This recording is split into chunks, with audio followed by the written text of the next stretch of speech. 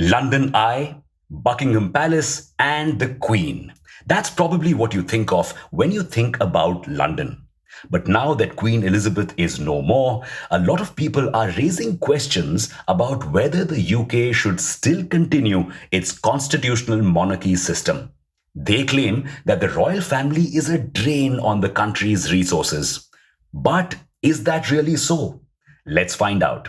Welcome back to Revolution Read On, a daily podcast where we break down one story from the world of business and finance. Click on the subscribe button to never miss an update from us. Here's your story for today. First, let's clarify what exactly it is that the royal family does. Yes, they do have a job.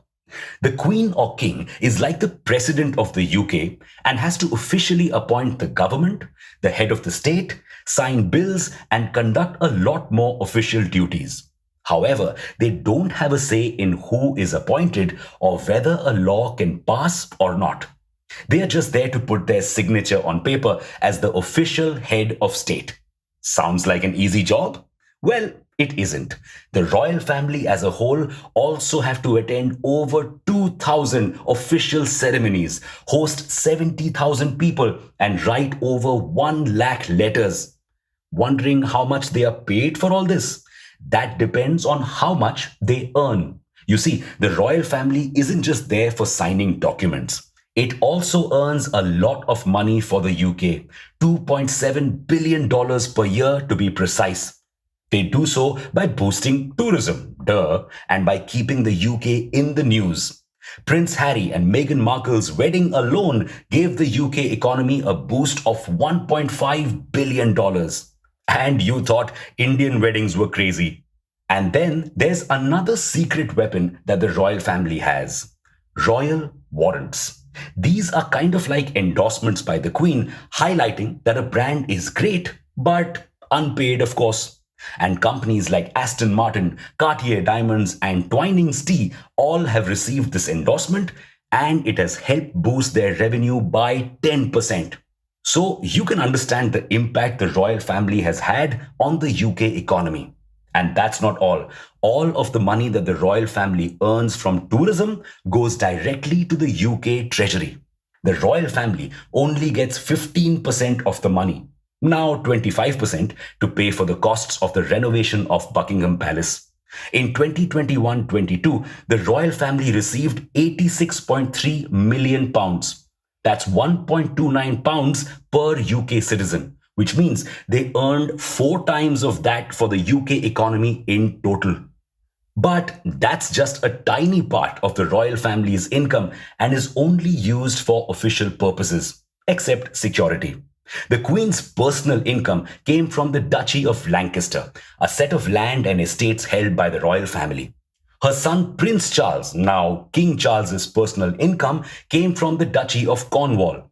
Prince William also used to get a stipend from this income. Basically, these lands and estates were leased out by the royal family to earn a decent amount. So it seems the royal family is doing well on its own, right? They are helping the UK economy rather than burdening it. That's where we are wrong. You see, the 25% of income that goes to the royal family is absolutely unnecessary. If the UK had another head of state, their salary would cost much less. And the beautiful palace and other estates would probably bring in the same amount of taxes to the UK government. Also, the UK wouldn't have to bear $434 million in security expenses, an amount almost equivalent to the earnings of the royal family. The royal family earned $475 million in 2020.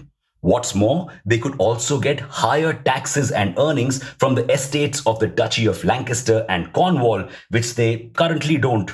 That's why many believe that even though the royal family earns the country a lot of publicity, it is time to bid them goodbye.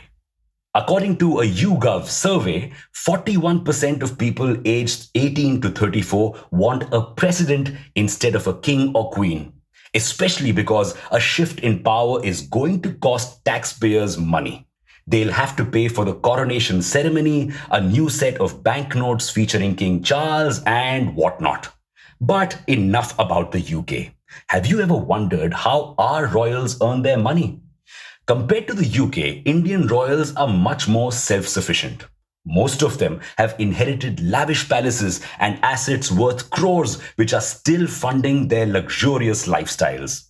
But some have foregone the comfort of the gaddi and become full on entrepreneurs. For instance, Arvind Singh of Mewar dynasty has launched the HRH group of hotels. The Wadiyar dynasty of Mysore has also launched a successful silk business called Royal Silk of Mysore. Many others, like the royal family of Jodhpur, have stuck to leasing their existing palaces to hotel chains.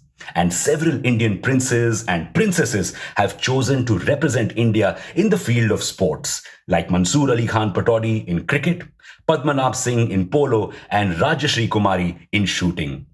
Some, like the royal family of Rajkot, have even invested in hydropower plants and biogas plants. But no matter how self sufficient, all of these royals have received thousands of crores of wealth that was created by taxes that our ancestors paid. So, should their palaces still be their personal property or should they go to the government? Let us know your thoughts. For now, we've come to the end of today's story. Thank you for listening to this episode. We'll be back on Monday.